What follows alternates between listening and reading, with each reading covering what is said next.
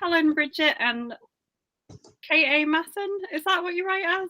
Yeah, that's right. Yeah, yep. Cat Masson. Yeah. We're going to start off with them introducing themselves and telling us a little bit about their book, starting with Helen, because she's right next to me. Thanks. Well, first of all, thanks for having me on here. I'm Helen Bridgett, and I've been writing for a few years, but my debut crime came out this year.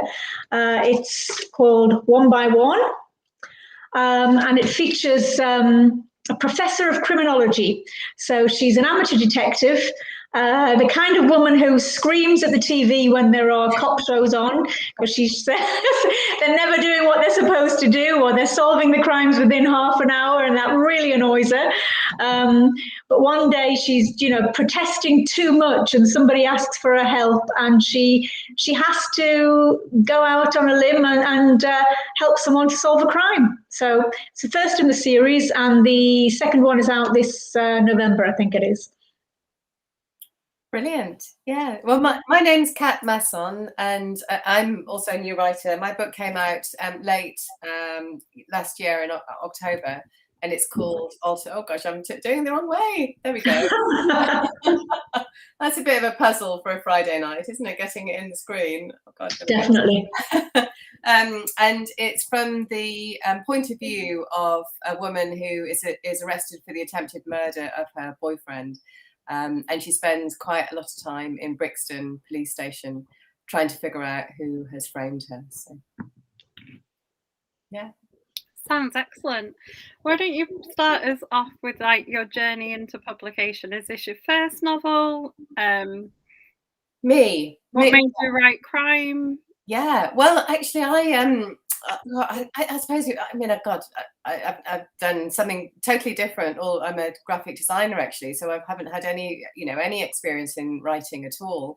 And I think it was just kind of some life experiences that made the breakup of a really long-term relationship, and being in a situation where I was a single mum and all of that kind of thing.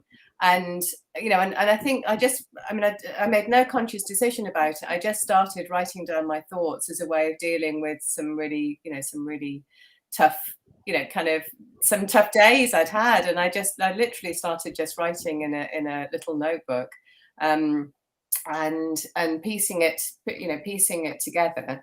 And it was really going to be, I don't really know exactly where I was going with it. And actually, totally by chance, I saw an ad for a masterclass at The Guardian, and Graham Bartlett was on the panel along with Kate Benslow and Erin Kelly.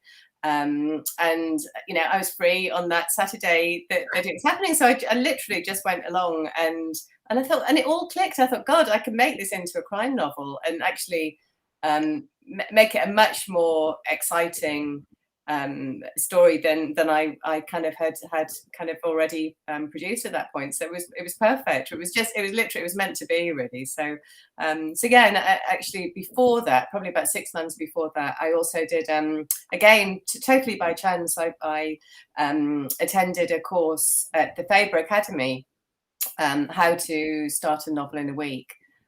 So that gave me the impetus to start writing. So, but after that, it took about 3.5 to 4 years to actually get to the point of publication. So yeah, the first one is pretty tough, I think, isn't it?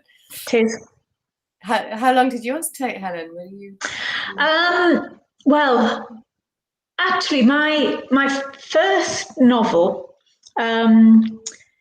only took, I think within the year I'd sort of finished it and everything. I'm one of these people who has always read, always written diaries, and you find quite a lot of people like me in the writing community. We've just always connected with words in some way. One year I was just deciding what I was going to do for my New Year's resolutions. And I'm rubbish at New Year's resolutions. I never keep them up. I said to myself, come on, Helen, what's the one thing? You only need to do one thing, but that thing has to be something that's important to you. So out went diets and exercise and all of that sort of stuff that you normally say but never do. And said, one thing I'd actually really like to do is write a book. And I thought, right, okay, I can eat and drink as much as I like as long as I do that one resolution. And even then, sitting down every day and actually getting the word count done is quite a discipline. But as it happened, again, family events happened, which meant that I actually had to stay in the house or stay at home. I was a contract marketing person, so I usually worked away from home, but I couldn't. And it was almost, I just took it as a sign that actually, you know what, Helen, if all you can do is stay at home, you've got to write that book. So I did. I wrote the first one, and that was comedy. And I think the thing that my books have all got common, they're all very strong female protagonists. And after that, I'd written a couple more. But then going into crime, I've always been quite interested in almost, the underdog's the wrong word, but the fact that some crimes are never solved. You know, the crime statistics are appalling for assault and all of those sorts of things, absolutely appalling. And the other thing, the second book, it's a woman who you shouldn't really have sympathy, or people don't generally have sympathy with. They're all very good if it's a nice innocent person, but if she's a bit of a wild child, people don't care. So I wanted a crime book that focused on people having to care about crimes affecting people like that. So that's how I started. But I went on a couple of courses as well. I did the Curtis Brown creative writing course, where I met Erin Kelly as well, and she's just fabulous. She really is. But I also did, what did I do? There was somebody else. Oh, Kate. Kate I met at Crime and Publishment course. So you start the journey and you get involved in lots of different ways, because you just reach out to the community, and the writing community is very, very supportive. And one by one, you find somebody who's got, who can help you in some way, or you find a course that's really interesting, or you find a group of people. So you get sucked in, but it's a really lovely community to be part of. And it's like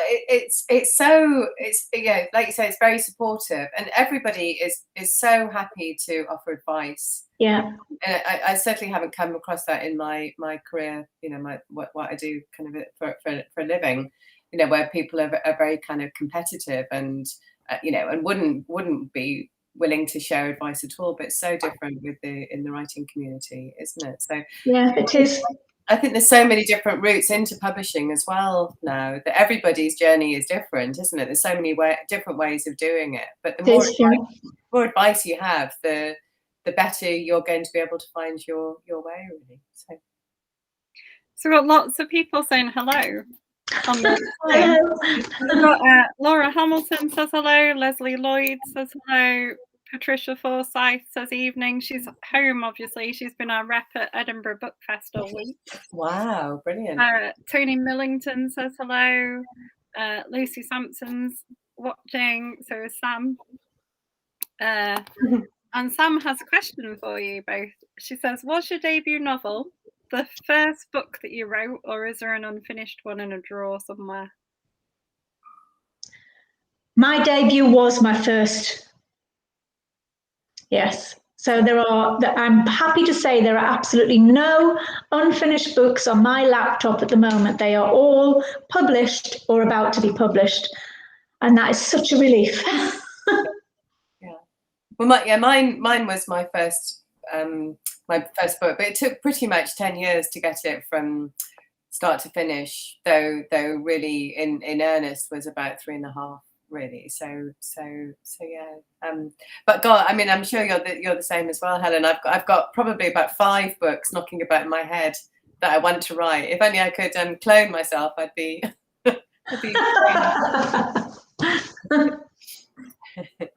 Yeah, there's always something there, isn't there? But yeah, and sometimes the characters, create this mashup in your mind. Think, no, you don't belong in this book. You belong in that one.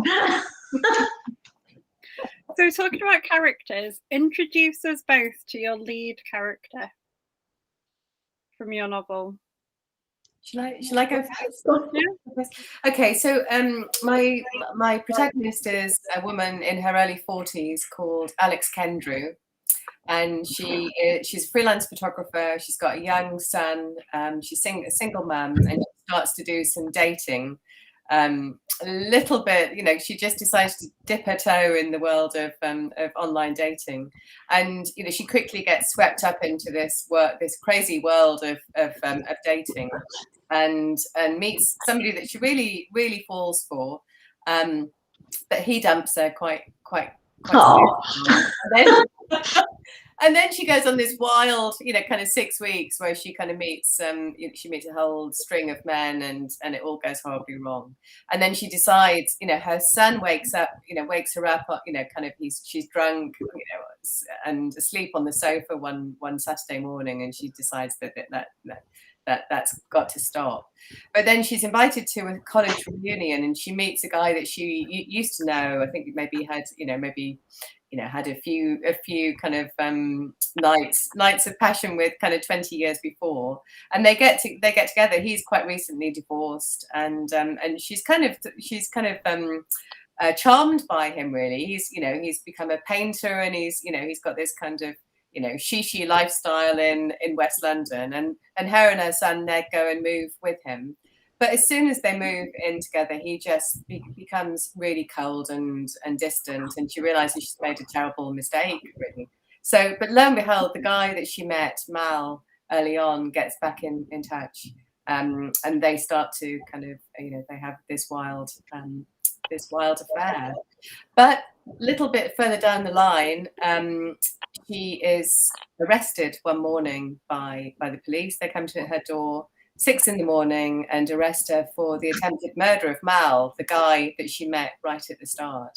And so much evidence points towards her being there, but she's got to find a way of proving her innocence, really. She has a fantastic lawyer who's a duty solicitor, but he really helps her to find out what happened.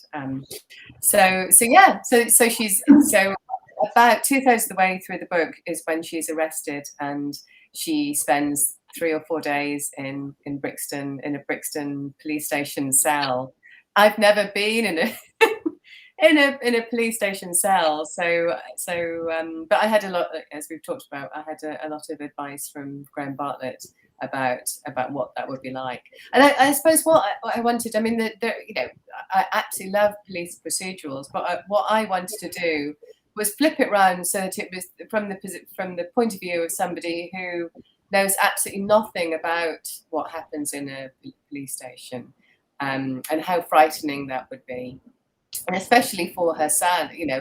When she knows that her son, what's going to happen to her son? Is he going to be taken into care? That was her biggest fear, really. So it was all of these thoughts that were going through her head. It's very much from the point of view. It's just a one person point of view. So we only know what is happening to her in that police cell and what she's able to find out from her solicitor.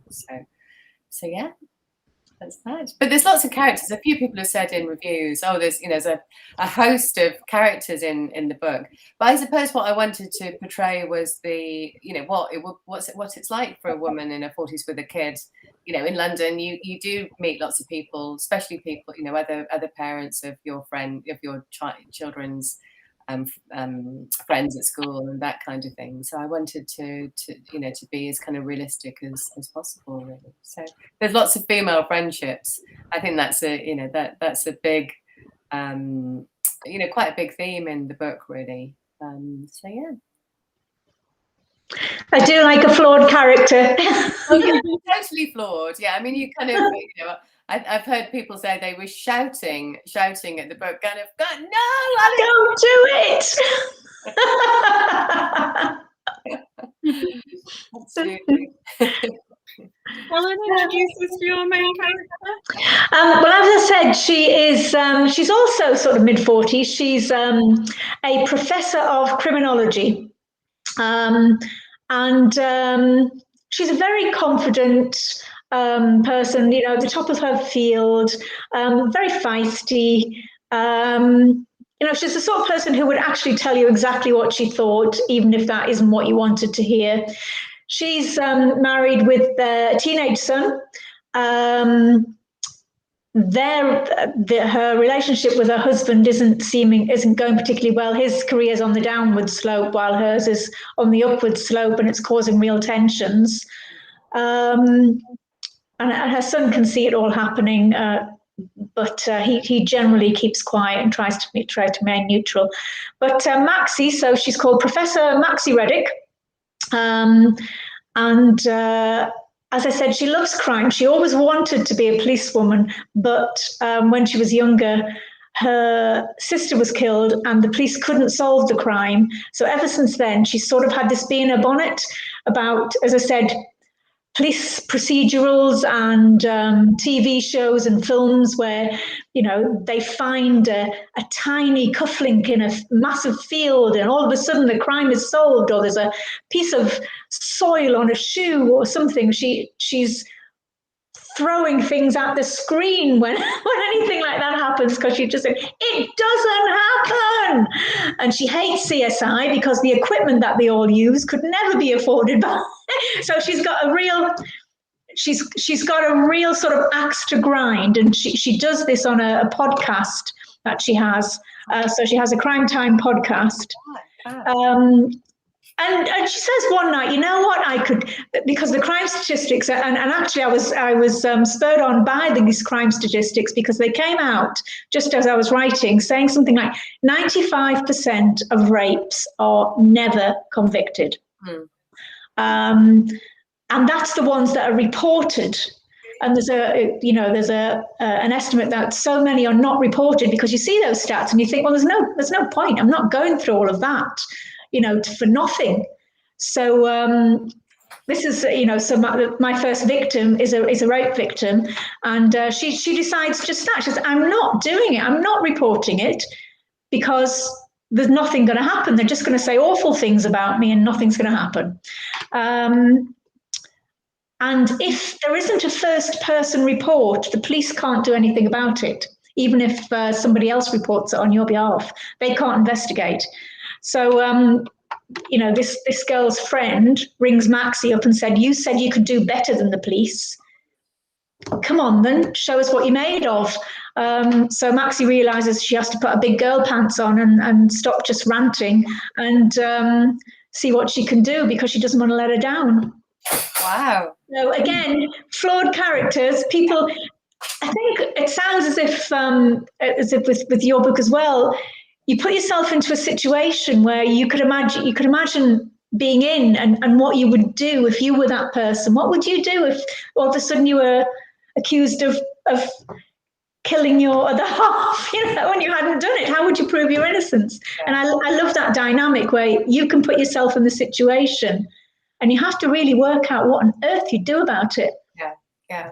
And it would really depend on that moment, because we all we have moods, kind of mood swings, and and it depends how our day has been, so I suppose, it was, I think, I really, when I was writing it, I really felt like I could kind of visualize the bricks, how many bricks there were in the cell, and what the light would look like, and how the light would change as the day went on, and all of that kind of thing. Because I think I'm quite a visual person because my background is in design. So it'd be fascinating to know how you feel as well, Helen, about when you're writing, if you literally visualize that scene. Because I really do, very strongly, actually. Yeah, I'm more of a kinesthetic person, so I focus on how something feels. Yeah. So she has a technique about putting herself in other people's shoes to try and get themselves into the mind of whoever's she's looking after, and that's what I try to do. How would you actually feel if this were happening to you? And you do have to get quite deep into not just how it would feel on the surface, because there are certain emotions that you are supposed to be frightened, but would you actually be secretly excited as well? That sort of thing. So really, your character. I mean, she probably is, not kind of getting off on it, but there will be something within her that that kind of makes it's going to make her feel really alive, isn't it? Well, first of all, she feels like a complete fraud because she's been ranting on about how other people aren't doing their jobs, and then somebody asks her, and she thinks, "Oh my God, I didn't mean it. I didn't mean you should ask me." But you then have to get on with it. So you sort of think, okay, what would I do next? What would I do? Where would I go? Sure. Have you got a background at all in criminology? Have you? No, I haven't. I did have one in psychology, which helped, but no, that was one of the Dummy's Guide to Criminology. No, I was reading all the. You can get all of the academic papers. Yeah. Sure. Online. And so what I was doing really was having a look at what the PhD students are researching, so what the new fields of criminology are.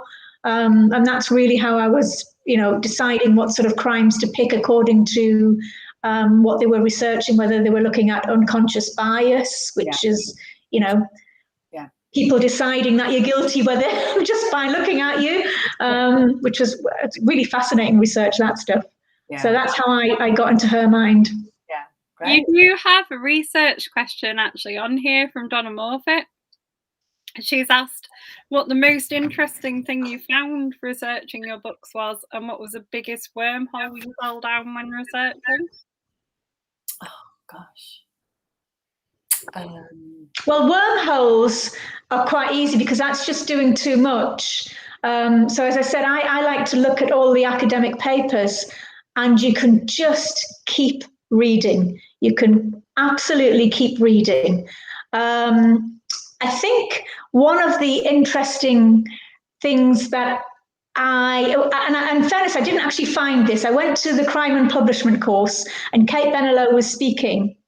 And I don't know whether she mentioned this on your course, but she was talking about DNA transfer. And she was saying that a guy had been convicted of sexual assault because they found effectively sperm on genes. And she said, okay, so would anybody like to sort of say why this wouldn't be valid? And she then went on to explain, she said the genes had been bought at a vintage shop. Sorry, this is going to sound really horrible. Because no matter how many times you clean them, they'd been passed for so many people. There was such a lot of DNA on them. And I love that story, but it's also quite horrific. But, I did put it in there that, this girl was wearing a vintage dress to the party that she was at. So the amount of DNA on it, you just really wouldn't been able to distinguish whose was who. So any DNA that was found on it would be just inadmissible then? Yeah. Yeah, but I looked at the vintage shops. Honestly, I look at them very differently now. Oh, that's brilliant. I think my the biggest kind of light bulb that went off was when I was talking to Graham Bartlett quite early on, I think, because what he explained to me, and it wouldn't have really occurred to me before, really, was that there's a difference between what normally happens in most police stations or in most investigations, but then there's also what could happen, and what you want to do when you're writing crime is to kind of focus on what could happen when otherwise, if everything goes according to plan and everything happens in the to the book, then that's not going to make a very interesting story as well. So it was finding a way that made the course of events happen in a way that probably wouldn't happen in sort of on a standard day, really, I suppose. That was what, and actually that's why it was brilliant talking to him, because also most of my book is set in London, but there's a chunk of the book that's set in Norfolk as well. So a a senior detective, working out of Brixton Police Station is going to think in a very different way from a part-time Bobby on the beat on the North Norfolk coast. So that was brilliant that he was able to kind of really help me get into understand how those two different officers would work. So yeah, that was really great. But in my book, I'm just thinking about when Caroline, when you said about the wormhole, what was the biggest wormhole scenario? I've got quite a lot of music, references to music in my book. So and I've always been really into music, but you just have to. I'm a total details person as well. So if a Thompson Twins album, came out in 1984, say, I needed to make sure that it was actually 1984 and it wasn't 1985. So I spent quite a lot of time on YouTube looking at gigs from 1985 and things. So yeah, gosh, days, weeks of my life spent doing that. Very, very enjoyable. I like it. I also like how much Graham and Kate have been of use to both of you. Yeah. They're marvellous. We've had both of them on a number of times doing kind of ask the experts for authors to ask questions to them, and that was so helpful to everyone. Yeah. Well, and with Kate still being a serving soccer as well, because the technology is moving on a pace as well. So she's totally up to date with what I guess you decide to write at a particular time, but if you were writing, a book that's set in the time of COVID, then I guess the way that crime scenes are investigated is going to be a little bit different. Yeah. So she's our woman, isn't she? Yeah, she's superb and so helpful, because as I say, I went to a course, but and obviously got that anecdote, but afterwards I was asking her some details about particular things in my book, and she was just so helpful. Yeah. And specific, so I could actually get the facts right about what would happen to a person in a certain situation. Really helpful lady. Sure. Yeah. She's in Greater Manchester as well. So where God, there are some dreadful crimes that have happened there, just as bad as here in London, I'm sure. So yeah, brilliant. They are genuinely, because it's important to get those details right for super picky readers like me, who actually do throw things at CSI because they get the science so wrong. Sam said she's often asked Kate and Graham questions, and Andy Barrett is another serving CSI who's in our group, who's a crime fiction author as well. They're always happy to help. And I've seen them just when people have dropped a member author's dropped a question in the group, there's always one of them will come and help. Yeah. Fantastic. So Laura has said that a book she read a few months ago, the author provided a link to the Spotify playlist they created for the book to add to the mood. I like to ask this question as well, Laura, actually. She says, do you think this is a good idea for books with music references in? Do you also, the other thing I like to ask people is, do you have sort of photos of the locations you've used? Well, I have got a Spotify playlist for the book, actually, because I think, gosh, I can't remember how many. I think there's about 20 different tracks on it actually, because the hook that brings Alex and Mal together is their shared love of music, and they like the same kind of bands as well. So I wanted it to be very specific, really. So I think that was really important for my book anyway, to have that. Yeah, I do have one. I've never shared it. As part of the character development, I've just got this theory that the music that you grow up with influences who you are. So that song that was always playing in your first year at university stays with you forever, or that song that you went out with your best friend, you know, and it was your song, and you two were always on the dance floor to that song. Those things stay with you. So it's always part of my character development, no matter what age they are. I try and find out what was number one when they were 18 and when they were 16, just to build the character of who they are and what they might have listened to, and it always helps. But yeah, I do have Spotify lists, I have to say, and I've done it for my first couple of books, which were comedies. The music was really integral, and I do have lists on Spotify for those books. I haven't for this one, but I might do. And in terms of the locations, the location, my location is Lancashire, where I went to university, because I needed somewhere that was near the coast, but also near a canal. And Lancashire was pretty much the only county that I could think of that I managed to achieve that. But as well as the location, I go out at different times of the year to see what's happening. So it started a wedding, and hawthorn is out. So, you know, it's a bit, and when you look at hawthorn trees when they're in full bloom, they are huge, beautiful white things. They're like a bouquet. They're like a bride's bouquet. But it's obviously blooms at different times of the year in different parts of the country. The north is about 2 weeks after the south generally, but I will walk those strained fields and see what's happening. When's the blossom falling? When is the first storm of May? All of those sorts of things. So it's not just about visualizing the scene, it's knowing what happens at different points in the year, because you're going to live with that scene for a long time. And there's no point mentioning blossom in July, because it's, you know, it's not there. Yeah.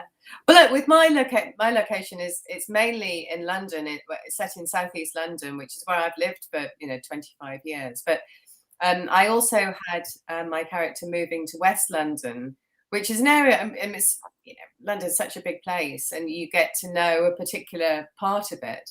So actually, it was quite handy that I don't know West London that well, and I wanted the character to feel kind of at sea a bit, really. So I was able to do that about Westbourne Grove, because it's an area, you go and do some shopping in shishi boutiques there, and you go to the Ottolenghi Cafe and things, but I've never lived there, so I wanted to be able to bring that feel that Alex felt like it was an area that she really didn't know. But the character had, she's got a young boy and also a dog, and there's nothing like having a dog to as a way of meeting new people. But I also, I've got a chunk of it on the set on the Norfolk coast, and that's somewhere that I absolutely love as well. So and I've visited there at lots of different times of the year, and as you said, Helen,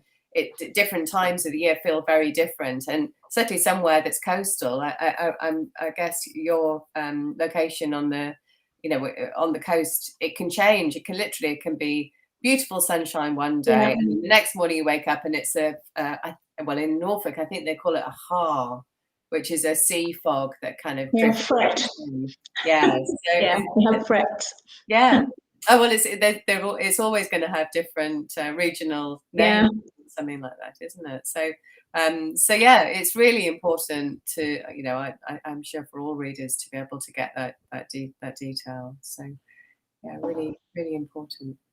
Samantha wants to know if there's a location from somebody else's book that you've loved and would consider using in a book or story of your own.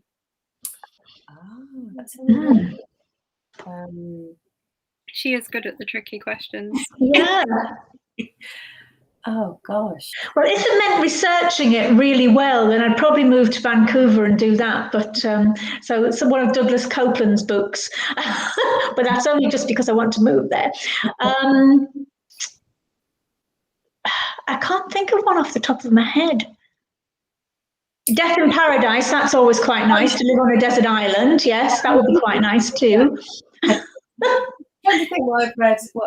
What was the latest book I read?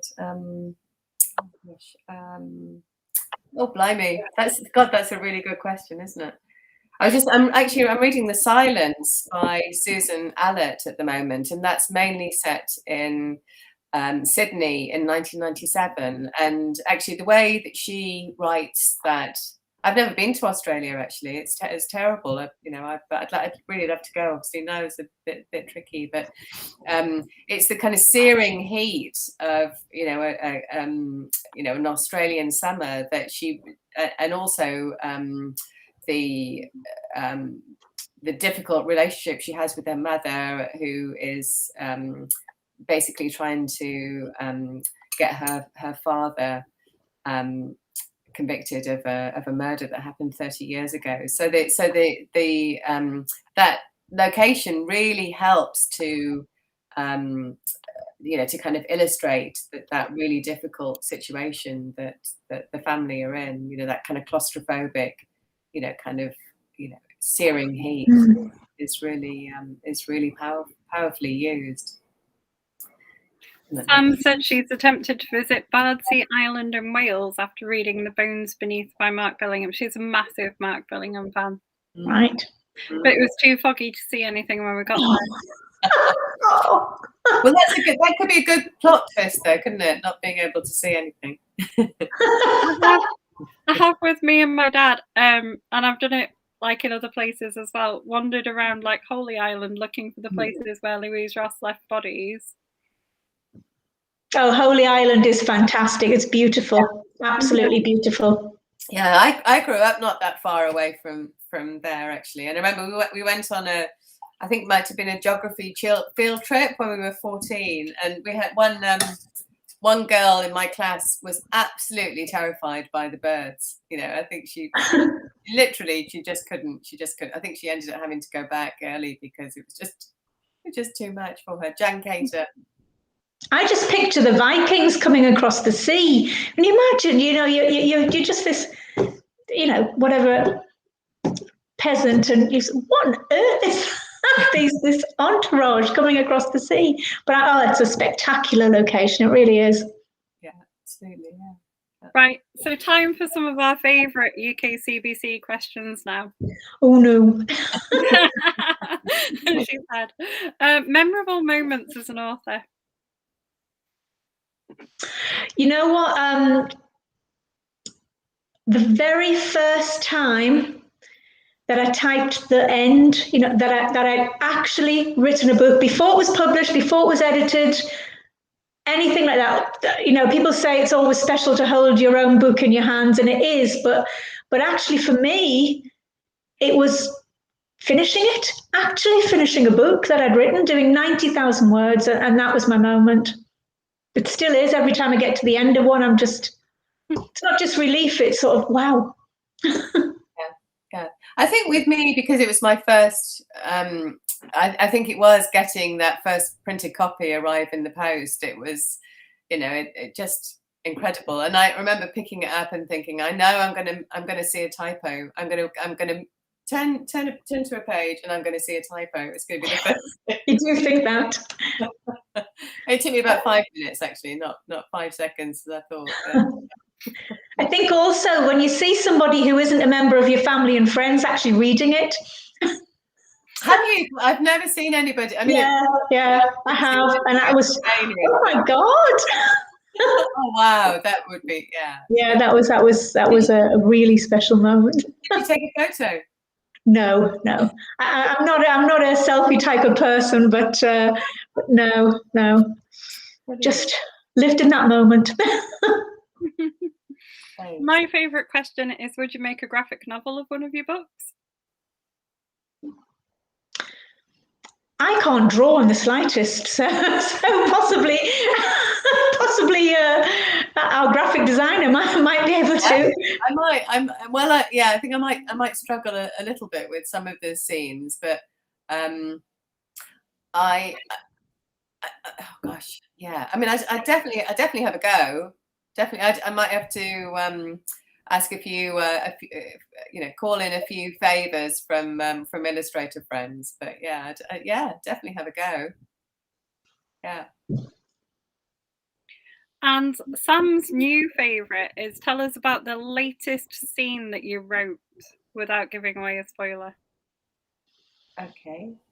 Well, I've been writing actually we've had a few days away, so I wasn't writing when I was away, but as you can't turn off completely, can you? And I was rethinking a scene that I'm writing, which gave, you know, there was quite a lot of information about the crime, and I realised actually it's too early in the book for me to give all that information away. So I've been rewriting that today, and it's set on Lake Como actually.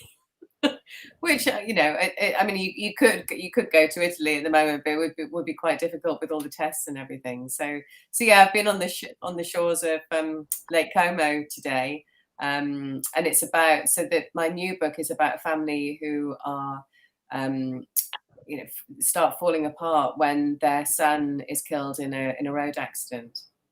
So so the mother finds out some on that day, finds out some really key information about what happened, the accident, because the police are really reluctant to, they just see it as a tragic accident, this road accident, but his mum thinks that something else was happening. It's actually my inspiration has been the death, the terrible tragic death of Harry Dunn, you know, the young guy that was on a motorbike outside the army base in Northampton. Yeah. So that has been my inspiration really. So kind of, you know, you can't imagine what his mum must feel, but you know, I've been trying to think how she must feel, how a woman would feel if her son was killed in an accident, and that would be bad enough, but if it had been an accident that could have been avoided, then that makes it, you know, even worse. So yeah, I have been trying something a bit different, and that the idea that, as you said, you've always got something in your head, and I have this thing about the 6 degrees of separation, and it is essentially about an author who doesn't think they're famous enough, and so decides that they are going to, well, they're getting really frustrated by the fact that in order to be an author, you first have to be a celebrity, it seems. So you can get a 6-figure deal if you already have a quiz show, but if you're an author, you don't get any advances at all. So he says, well, if you can't beat them, join them. I've got to become famous if I'm going to become a big author. So the 6 degrees of separation are about effectively killing your way up the ladder.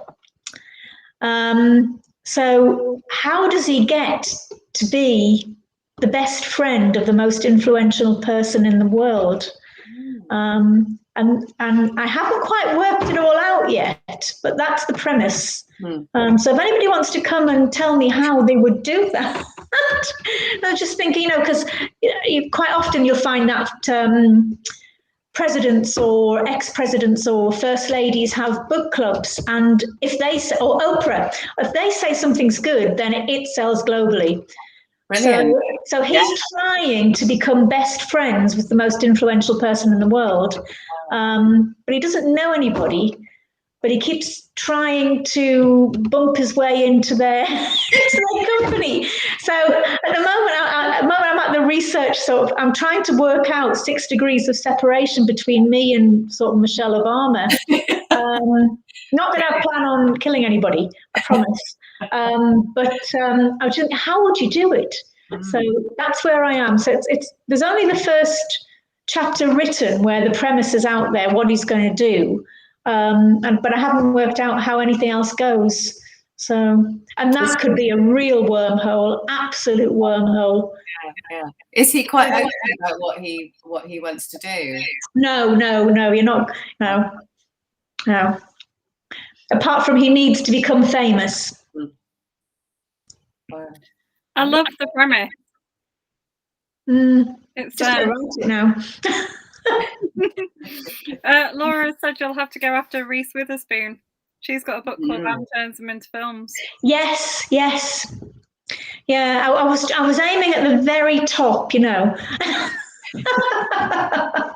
Because doesn't the First Lady at the moment have a book club. Doesn't Dr. Biden have a book club? Or she's encouraging reading or something. Okay. Yeah, so anyway, That could be. that's where I've got to get to. Yeah. Who would you have to kill to be friends with James Patterson? Maybe, because he writes with everybody, doesn't he? You would have to kill one of his co-writers. Because then you could write about the crime, couldn't you? Yeah, so he's had some really big ones over the last couple of months, hasn't he? Bill Clinton. Bill Clinton, yeah. Yeah. I wouldn't advise killing Bill Clinton, no. Are we really discussing killing writers and ex-presidents? I think we are. Will your characters, will they be totally made up, or will you? Yes. Don't worry, I won't kill anybody real. No. Yeah. No. I'm always terrified of being sued. Yeah. Sam has asked if you've had to write a one-sentence outline yet. How difficult are blurbs, etc., to get right? I find both extremes easier than the bit in the middle. So if you have to do one sentence or you have to do 2 pages, it's easier than if you have to do the 500 words bit. No, I totally agree. Because one sentence is feisty professor investigates a crime, you know. But I quite often start off with the summary before I even start writing, so that pretty much my blurb's written before I get to the end, because it keeps me focused on what I'm actually trying to do. Do you plot a lot, Helen? Yes, I do. And I think in crime, you really have to, especially if, you know, you've got a first person or you're only seeing things from one particular point of view. You need to know what they've seen and what they haven't seen. So the plot and also the timelines are absolutely critical, I think. So yes, I do. I get tied up in knots with who's seen what when. I think also if you've plotted it really well to start with, then you can move things around because you're also very aware of how that will make a difference to other parts of the story, really. But I think it's really crucial. I mean, I didn't for the first one, but now I'm plotting like it's my life depends on it, really, because I think it's just going to save an awful lot of time. We just make the story more kind of integrated, really, bring all of those plot twists together, I think. Yeah. Have either of you ever acted out a scene just to make sure it works as you write it? Yeah. Yeah, I have. Yeah. And actually, when you put yourself into your character. Oh dear. We've lost you, Helen. We can hear you, but you've disappeared off the screen. Maybe try to log out and come back in again. Blimey. Shall I just pick up the reins and say what? Yeah, pick up the reins while Helen tries to sort out a camera. I tried to reenact the scene where Alex, my protagonist, is in the police cell by sliding down by sliding down a brick wall to see how that felt on my skin, and it wasn't very pleasant, to be honest. But it did. It was really good for just getting the detail about how your skin felt after scraping on a brick wall. Yeah, I've done the same. I had a character who was lying down, who'd been captured and was lying down in concrete cellar in a cold floor, and I did lie on the floor just to try and sort of think of which points of your body ache the most that you don't think about. But also, yes, my character wears, you know, quite high heels sometimes. So again, I think about that. I do. I get into their mindset, and I'll walk around and I'll talk through things, and I think about what their body movements are doing. So if she's in a lecture hall, what's she doing? And that was one of actually one of the things I think Erin Kelly might have talked about on her course. You know, you're not just narrating the story; you're helping a person empathize with that character. You've got to know what they're doing. You've got to know where their hand movements are. Do they have any annoying things? Do they keep picking up a wine glass every now and then? You've really got to live that person. So yeah, I get into their characters all the time. Psycho. I love it. Brilliant answer. We've asked other authors this. They've talked about holding like knives to themselves to see what it would be like. They've talked about sort of acting out fights, and not the only ones. Yeah. So I feel better. No, I've tied myself up, you know, had hands tied behind my back and said, right, just leave them there for half an hour. Let me see how that feels. Yeah, funny enough, my husband doesn't have any problem with just leaving me in a concrete cellar. You've made it part of your weekly routine. I know. What a defense, eh? She asks me to do it. I love it. Brilliant. So titles and covers. You do your own cover design? Well, I do, because you know, that's my day job. But it was, I think it's probably just as difficult for a designer to design their own cover as it is for them to commission a designer. Really, it's worse, really, because you've just got an infinite number of possibilities, and so yeah, I mean, and it's, you know, I absolutely love it. And you know, I remember when I was at college 30 years ago, we did, you know, we spent a lot of time designing book covers. So it was like sort of going back in time, really. But I one trick I found, I was working with these young filmmakers at the time on designing some pitch decks for them for some TV program ideas they had. And what they did with the cover that I designed for them was put it on a screen in Netflix, you know, when you get all the little thumbnails together. Nice. Yeah. So I did the same with Amazon, with an Amazon page with, you know, full of you know, Shari LaPena and, you know, Shalini Boland and things like that, and then had my cover as a thumbnail, you know. So I just superimposed it to see how it stood up to all the others, and I designed it, and my partner, it looked very nice, but it looked very kind of esoteric. It didn't look very thrillery, really, I suppose. The type was too, you know, just wasn't right. It was too thin, too, you know, too designy, probably, really. And so he said, oh, you need to bring some color in. So actually I brought in you know, the orange.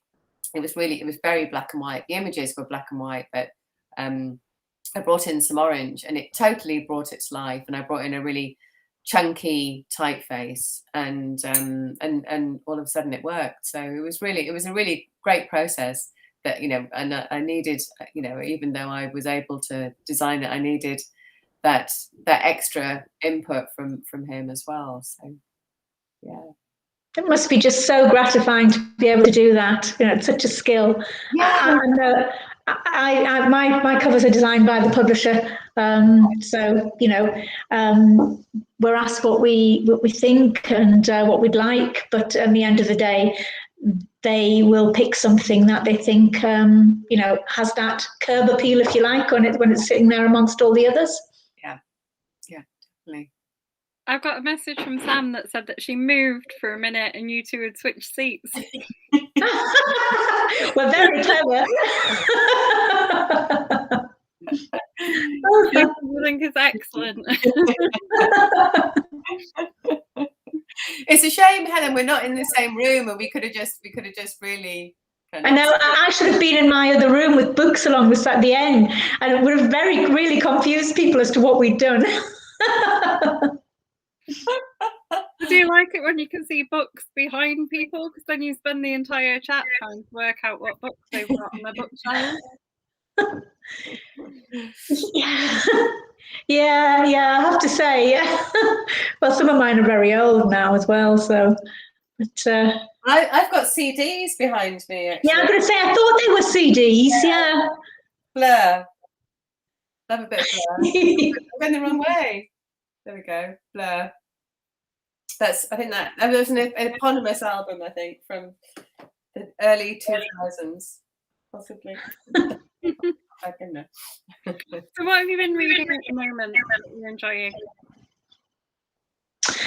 It's actually quite difficult to read when you're writing. So what have I just read? I've just read a book called Poison Tree, which is one of the Kindle ones that was recommended. And I can't even remember the guy's name. But when I'm writing, I actually prefer not to read because you can't focus. You can't relax because your characters are sort of going on in your head, but also you're terrified of actually, using an idea that you've read somewhere else just because it happens to be fresh in your mind in the morning. So I really try and avoid reading when I'm writing or editing, which is what I'm doing now. So not a lot is the answer, but I'm about to start. I'm doing the Morpeth Book Festival in early next year. So I've got Robert Scragg, Trevor Wood, Fiona Erskine and Fiona Beach-Smith to read over the next few months so I can get to grips with their books. So as soon as this editing's done, I've got a big pile waiting for me. Well, I think also, Helen, do you read back? I mean, what I've started doing is using naturalreaders.com, and you can upload a chapter and then download it as a kind of I mean, it's not perfect, but it's quite good for just listening back.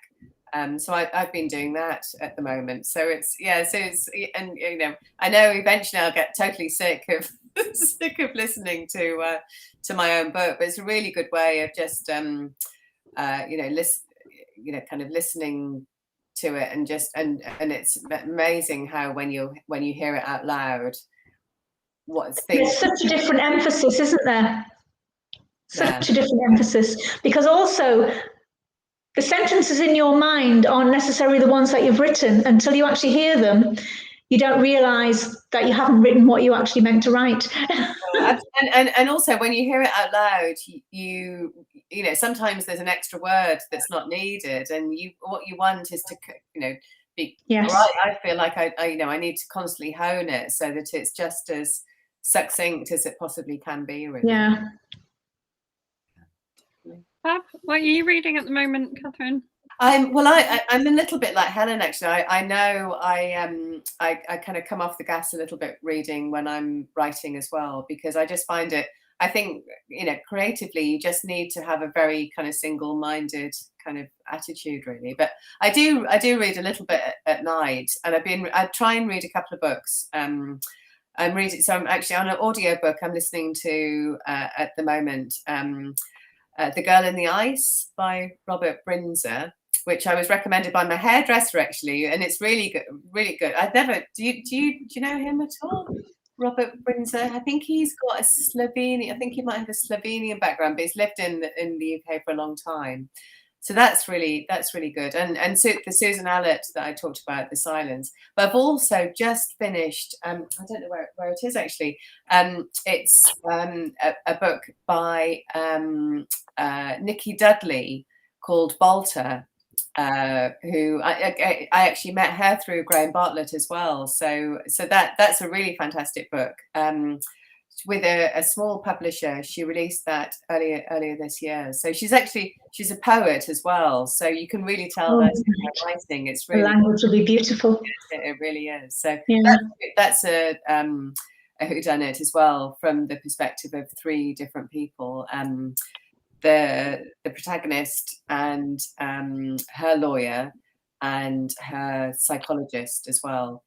So yeah, really, really brilliant. So yeah, and that's all set in London, in North London. So yeah, brilliant. Well, I had a lovely very last minute conversation with David Mark yesterday because Samantha's internet broke. Oh no! And he was such a nice chap. I'm now reading one of his books. So it proves as a result of your as a result of having to interview him for an hour, it worked. I spent such a nice time in his company that I was like, I'm going to read one of his books.